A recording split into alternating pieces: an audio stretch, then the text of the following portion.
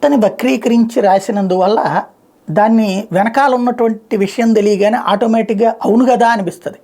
వాళ్ళు ఈనాడు ఒక వార్త రాసింది, యువత కళలపై జగన్ బండరాయి, వైకాపా సర్కార్ దెబ్బ గ్రానైట్ రంగం అతలాకుతలం, ఒక్క తాడిపత్రిలోని 200కు పైగా గ్రానైట్ పరిశ్రమల మూత, వీటికి సమాధానం చెప్పగలరా జగన్ అంటూ. చాలా మంచి స్టోరీ. అప్పుడు నాకు అర్థం కాని ఒక లాజికల్ పాయింట్ ఏంటంటే, ఇప్పుడు డబ్బులు తినాలంటే మైనింగ్ దోపిడీ చేస్తున్నారని కదా చెప్తోంది. జగన్ వర్గం మైనింగ్తో అడ్డకోలుగా దోచేస్తున్నారు, ఇదే కదా చెప్తోంది.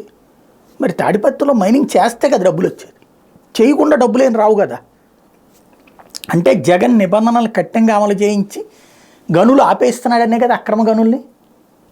మరి అప్పుడు కరెక్ట్ చేస్తున్నట్టే కదా, అంటే కితాబిచ్చినట్టే కదా.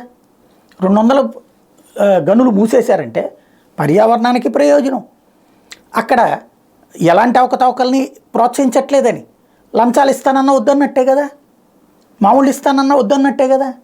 అంటే ఆ విధంగా జగన్ నిబంధనలు పాటిస్తున్నాడనే కదా.